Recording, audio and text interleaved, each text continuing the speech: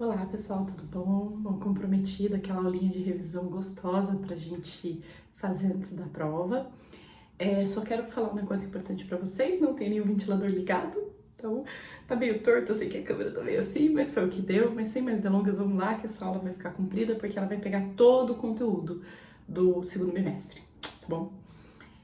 Então vamos lá, esses são os tópicos que a gente vai cobrir: movimento circular uniforme, movimento circular, movimento uniformemente variado e análises gráficas. Esse é o nosso conteúdo do segundo bimestre.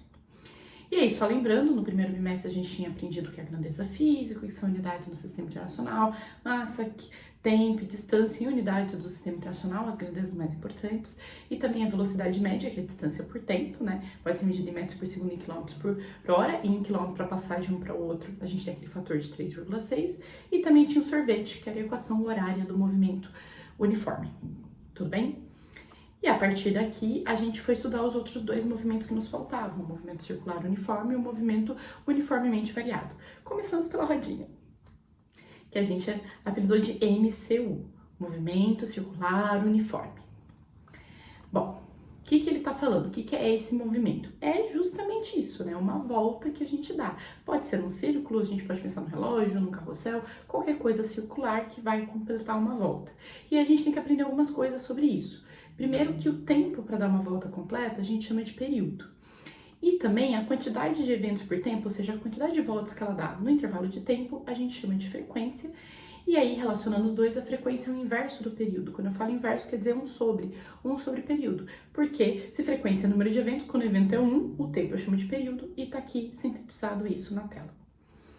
Fora isso, então eu anotei aqui no cantinho, a gente pode pensar na velocidade que aconteceu. Então, velocidade é o quê? Distância por tempo. E aí, quando a gente fala de movimento circular, tem duas distâncias possíveis.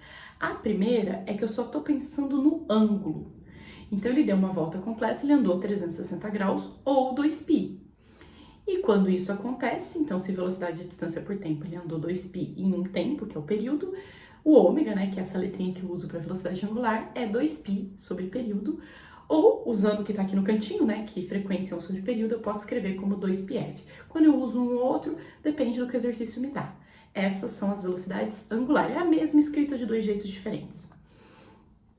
E aí você pode estar preocupada com outra coisa. Vamos pensar que agora a gente não está preocupada só com o ângulo que ela andou, mas com o tamanho que ela andou. E para isso a gente tem o raio.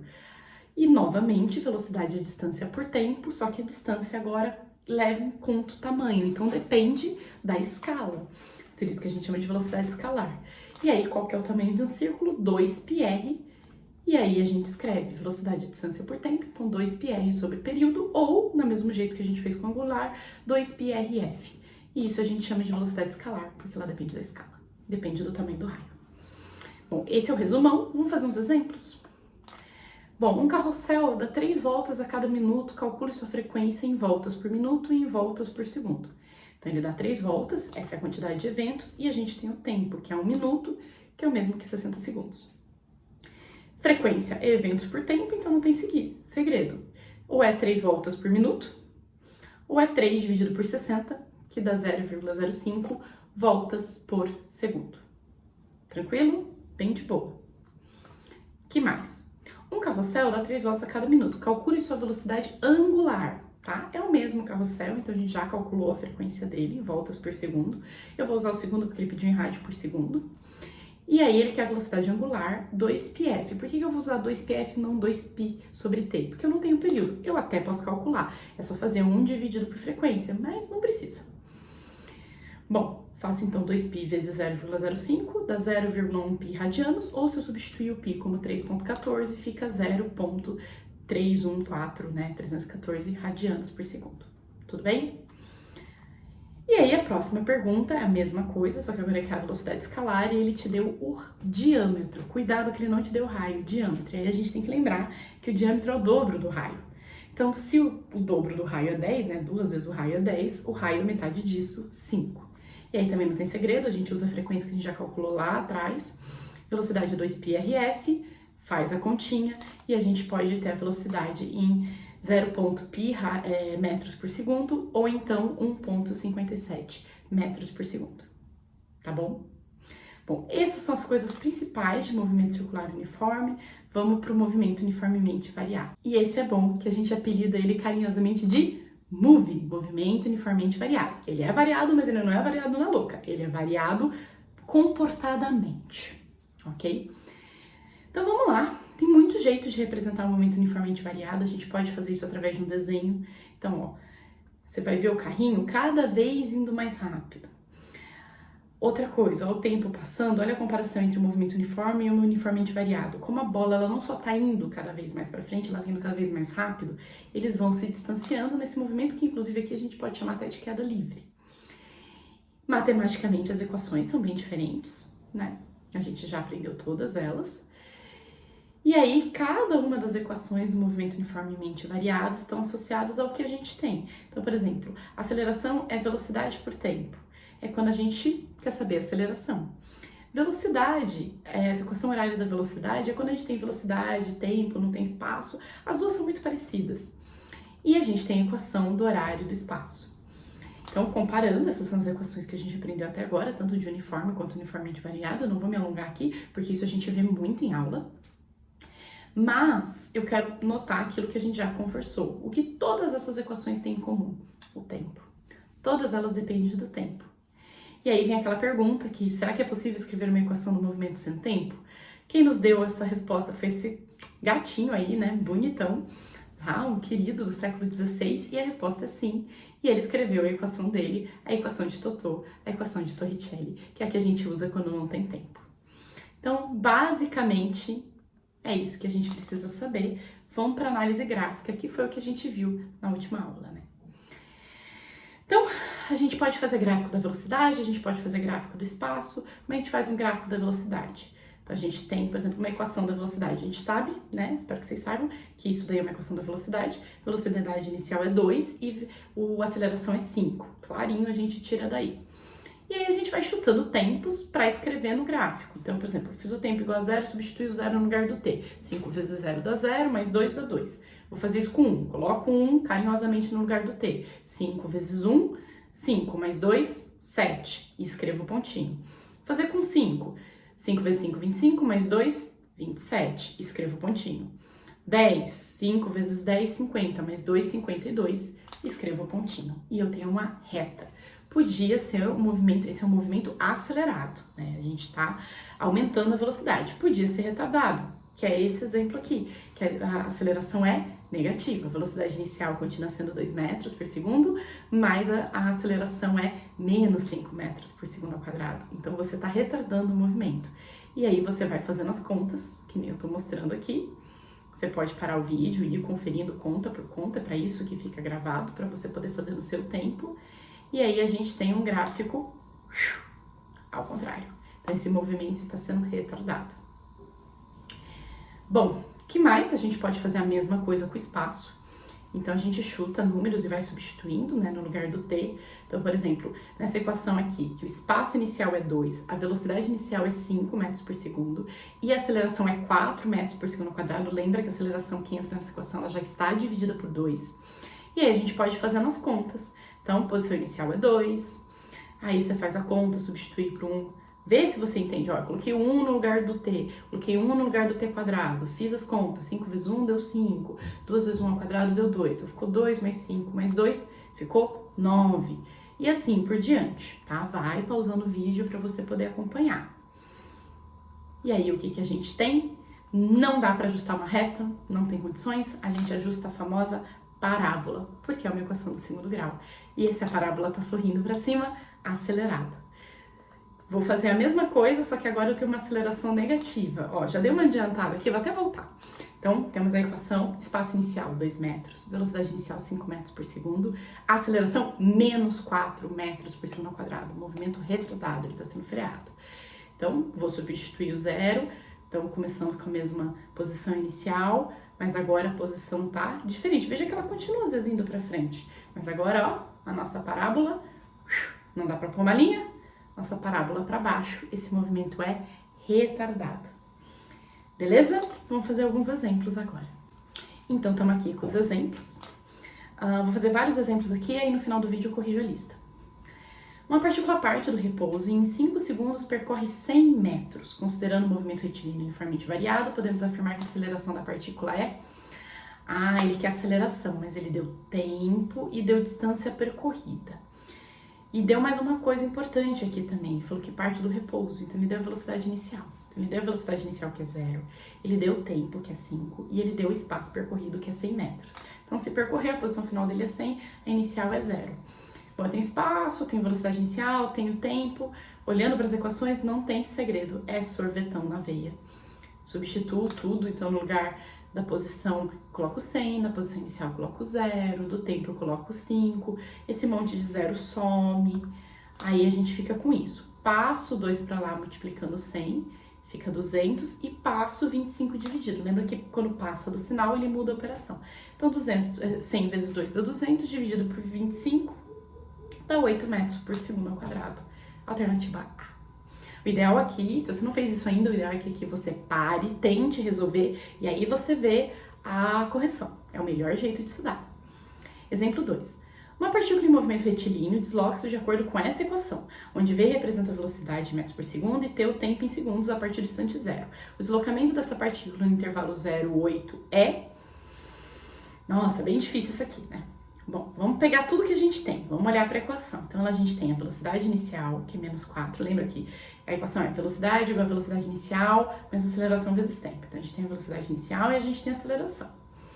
E ele quer saber quanto que a partícula andou em 8 segundos. Então, a gente tem o tempo, se tem o tempo, acabou. Tem o tempo e distância, sorvetão. Só colocar as coisas no lugar. Então, no lugar do espaço inicial eu pus 0, porque ele quer saber o quanto andou, então não importa muito de onde ele saiu, eu quero quanto ele andou. A velocidade inicial é menos 4, o tempo é 8.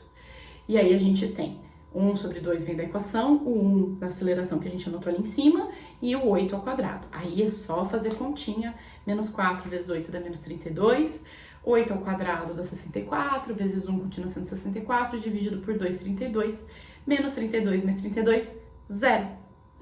Então ele andou nada, ele voltou, o deslocamento dele foi 0. O que significa isso?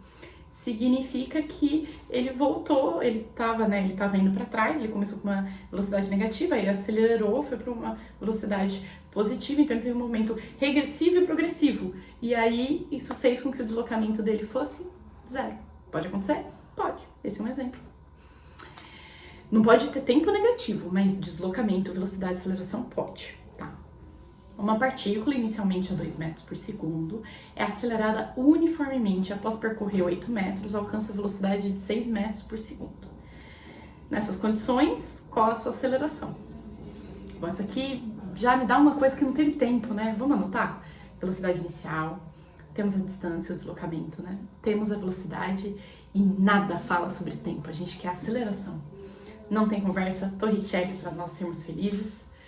Coloca tudo no lugar, então o 6 no lugar do V, o 2 no lugar do V0, o 8 no lugar do deslocamento. Aí vai devagarzinho, 6 ao quadrado, 36. 2 ao quadrado, 4. 2 vezes 8, 16. Passo 4 para lá, fica 36 menos 4, dá 32. Passo 16 dividindo, 32 dividido por 16, 2 metros por segundo ao quadrado. Facinho, né? 4 de gráfico pra gente não ficar com medo. Um motorista a 50 metros de um semáforo percebe a luz mudar de verde para amarelo. O gráfico mostra a variação da velocidade do carro em função do tempo a partir desse instante. Com base nos dados indicados no gráfico, pode afirmar que o motorista para 5 metros depois do semáforo, 10 metros antes do semáforo, exatamente sobre o semáforo. Ele quer saber o quanto ele andou. Então vamos voltar. Então o motorista está andando, ele está a 50 metros do semáforo, então ele tem 50 metros para ele frear. Ele vê o semáforo, mas ele leva um tempinho para reagir, ele estava a 20 metros por segundo. Então, o que acontece? A gente tem dois movimentos, um movimento uniforme e um movimento uniformemente variado. Porque ele vê, o sinal fechou, tem que pisar no freio, mas ele leva meio segundo para isso acontecer. Então, esse trecho rosa é movimento uniforme. Vamos começar a resolver no movimento uniforme? A gente tem o tempo, a gente tem a velocidade. Velocidade é distância por tempo, só jogar na equação, ele andou 10 metros aí. Agora vamos ver quanto que ele andou no uniformemente variado. Porque ele começa lá com os mesmos 20 metros, mas ele termina no 0. E a gente sabe o tempo que ele andou, que foi 4,5. Veja que não são 5 segundos. Meio segundo ele ainda estava no movimento uniforme até ele perceber que ele tinha que pisar no freio. Então você tem a velocidade inicial, você tem o tempo, você descobre a aceleração e usa o sorvetão para descobrir o quanto que ele andou. Então, fiz aqui, né? Aceleração é variação da velocidade pelo tempo, então foi 20 dividido por 4,5. Não quero determinar essa conta, que essa conta é meio feia, mas vou jogar ela do jeito que ela tá aqui. Então, ó, então ficou posição inicial 0, né? Porque a gente quer saber o quanto ele andou. Aí fica 20 vezes 4,5, que é velocidade inicial vezes o tempo, menos 1 sobre 2, vezes a aceleração que a gente deixou na fração ali, né? E é menos porque tá freando. E o 4,5. Por que eu fiz isso? Porque eu consigo cortar e a conta ficou muito melhor. Então, 20 vezes 4,5 dá 90. E 4,5, agora eu cortei o de cima com o de baixo, fica 20 dividido por 2 dá 10, vezes 45 dá 45. Ele anda 45 metros até frear, só que ele já tinha andado 10. Então ele anda 55 metros ao total. Ele não consegue frear a tempo do sinal e ele para 5 metros depois do semáforo. Deu ruim, tava muito rápido. Não deveria estar a 72 km por hora numa rodovia, né? Porque 20 metros por segundo é isso, vezes 3,6, 72 km por hora. Aí vamos lá, exercício 5. No livreto fornecido pelo fabricante de um automóvel, a informação de que ele vai do repouso a 108 km por hora, 30 metros por segundo. Olha que fofos, ele já deu em metros por segundo. Em 10 segundos, a velocidade varia em função do tempo, de acordo com o seguinte gráfico. Suponha que você queira fazer esse mesmo carro passar do repouso a 30 metros por segundo também em 10 segundos, mas com aceleração constante. Calcule qual deve ser essa aceleração. Então, tem segredo. Você tem a velocidade inicial, você tem a velocidade final, você tem o tempo. Então, acabou. Divide velocidade por tempo, 3 metros por segundo. E pelo gráfico, a distância que ele ia andar era 30 metros. Vamos olhar se a aceleração fosse constante, a gente joga aí no sorvetão, a gente tem a velocidade inicial, que é 0, né? A gente tem o tempo, que é 10 segundos, e nessa aceleração constante, ele deveria ter andado 150 metros. Então, a grande questão é que ele não faz isso em aceleração constante. Bom, da parte de exemplos era isso, eu vou corrigir os 4 exercícios que faltaram da lista. Se você não fez, para esse vídeo, vai fazer, e aí você vem ver a correção. Bom, o 4, o 1, 2 e 3 eu fiz em sala. Um móvel parte com velocidade de 10 metros por segundo e aceleração de 6 metros por segundo ao quadrado da posição 20 metros de uma trajetória retilínea. Determine sua posição no instante 12. Bom, vou anotar tudo que eu tenho. Eu tenho a velocidade inicial, eu tenho a aceleração, eu tenho a posição inicial e eu tenho o tempo. O que ele quer? A posição final.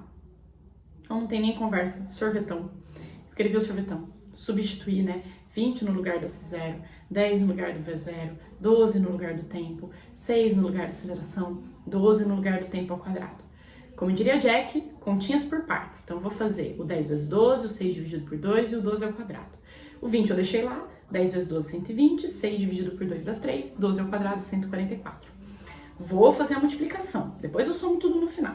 Deixei o 20 e o 120 quietos, 3 vezes 144 dá 432. E aí agora sim eu somei e achei. Então ele vai estar na posição 572. Ele estava na 20, agora está na 572, então ele andou 20 mais 572, ele andou 552 metros, ok? Bora! Um garoto na sacada do seu apartamento, 20 metros, né? Deixa cair o biscoito, né? Quando tem a ideia de medir o tempo de queda, determina o tempo. Então vamos lá, ele tem a posição inicial, né? Então a posição, que é a altura 20, então se quando ele deu a altura assim, a gente considera a posição inicial 0. A gente tem a velocidade inicial, porque se deixou cair a velocidade inicial é 0. E a gente tem a aceleração, a gente quer o tempo. Beleza! Não tem nem conversa, tem tempo, tem posição, sorvetão na veia. Escrevemos sorvetão, colocamos as coisas no lugar. O bom é que tem vários zeros, a gente corta esses zeros. No final eu só vou dividir o 10 por 2, ficou 20. Todos esses zeros foram cortados, 10 dividido por 2, 5, t ao quadrado. Passo 5 dividindo, t ao quadrado é 20 sobre 5. Tiro raiz, t igual a raiz de 4, t igual a 2 segundos.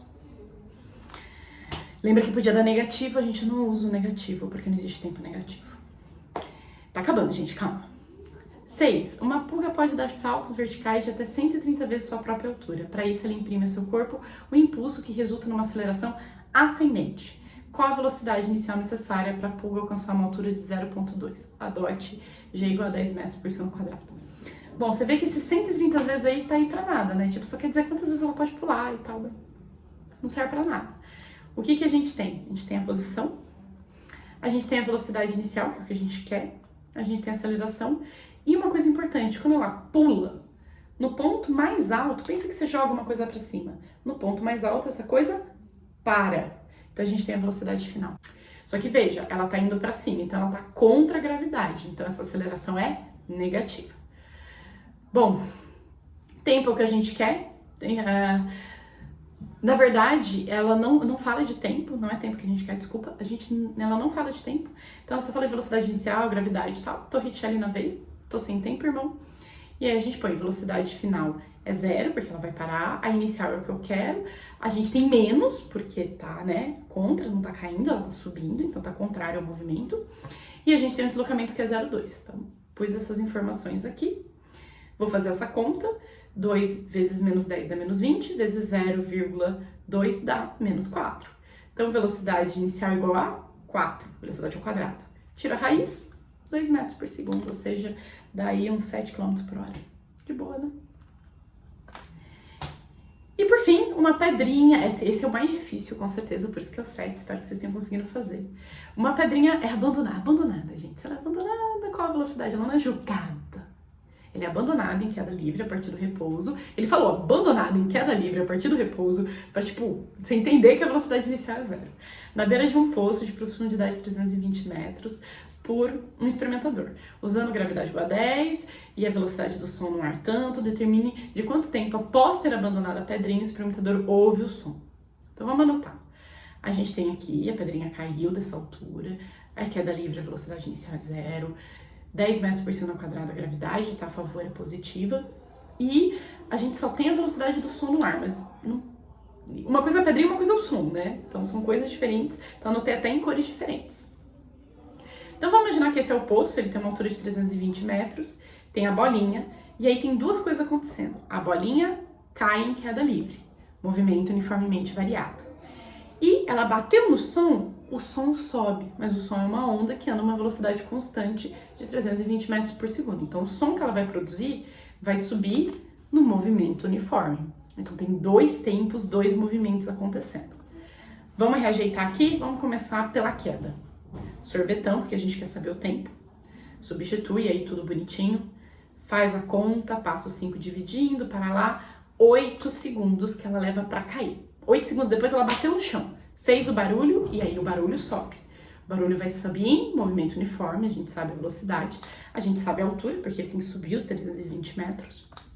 E aí a gente usa movimento uniforme. Fazendo a continha bonitinha, né? Só invertir, passei o ΔT para cima, o V para baixo, que é o que eu tenho, e substituir 320 com 320, 1 segundo. Então, qual que é o tempo total? É os 8 para cair e 1 segundo para o som subir, 9 segundos. Beleza? Era isso.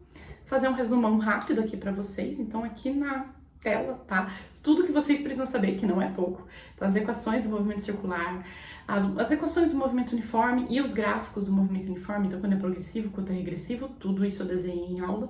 E o movimento uniformemente variado, com seus respectivos gráficos. Então, posição, gráfico da posição é uma parábola, pode ser se acelerada ela tá para cima, se retardada ela tá para baixo. A velocidade é uma reta, se a reta tá crescente, aceleração positiva, acelerado, se a reta tá decrescente, é aceleração negativa, tá retardado, e tudo aí bem desenhadinho para vocês, beleza? Espero tê-los ajudado, sei que a aulinha ficou longa, mas é isso. E dos exercícios que estavam no acadêmico tem a gravação também, vou deixar o link para vocês. Bons estudos, nos vemos na prova.